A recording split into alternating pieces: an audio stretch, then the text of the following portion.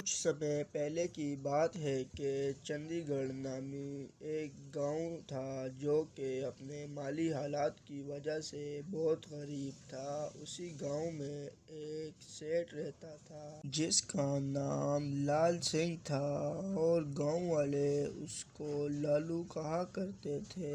وہ گاؤں والوں کی بہت مدد کرتا اور گاؤں والے اسے بھر بھر کر دعائیں دیتے۔ ایک دن جب لالو ایک جگہ سے گزر رہا ہوتا ہے تو وہاں ایک بوڑھی اماں کھڑی ہوتی ہے جسے دیکھ کر لالو پوچھتا ہے کہ کیا بات ہے اماں، آپ یہاں کیوں کھڑے ہو؟ جسے سن کر اماں بولتی ہے کچھ نہیں لالو، بس تھک گئی ہوں اس لیے یہاں کھڑی ہوں۔ جسے دیکھ کر لالو بولتا ہے کہ آ جاؤ میں آپ کو گھر چھوڑ دیتا ہوں۔ جسے دیکھ کر اماں بولتی ہے کہ تم پہلے ہی ہماری بہت مدد کرتے ہو، کوئی بات نہیں میں خود ہی چلے جاؤں گی۔ جسے دیکھ کر لالو چلے جاتا ہے اور اماں بھی اپنی منزل کی طرف جانے لگتی ہے۔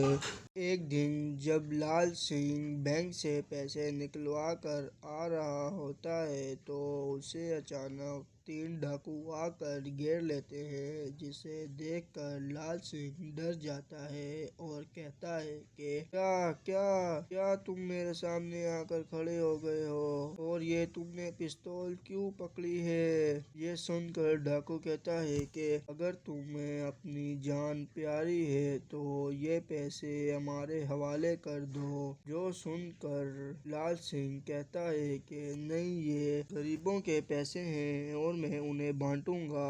یہ سن کر ایک ڈاکو آگے بڑھتا ہے اور لال سنگھ کے ہاتھ سے پیسوں کا بیگ چھین لیتا ہے اور چھین کر وہ بھاگ جاتے ہیں۔ لال سنگھ پیچھے چلاتا رہتا ہے ڈاکو مجھ سے پیسے لے کر بھاگ گئے، پکڑو ان کو، چور چور چور چور۔ لیکن وہاں لال سنگھ کی آواز سننے والا کوئی نہیں ہوتا اور وہ نراش ہو کر گاؤں واپسی جانے لگتا ہے۔ گاؤں جا کر وہاں اسے جانو اور مانو ملتے ہیں جنہیں روک کر وہ بتاتا ہے کہ میں ابھی گاؤں کی طرف آ رہا تھا تو کچھ ڈاکوؤں نے مجھے لوٹ لیا اور وہ لوٹ کر جنگل کی طرف بھاگ گئے۔ یہ سن کر جانو اور مانو بولتے ہیں کہ یہ تو بہت غلط ہوا آپ کے ساتھ، آؤ چلیں پولیس کو کمپلین لکھوا کر آتے ہیں۔ اور پھر وہ تینوں پولیس اسٹیشن جانے لگتے ہیں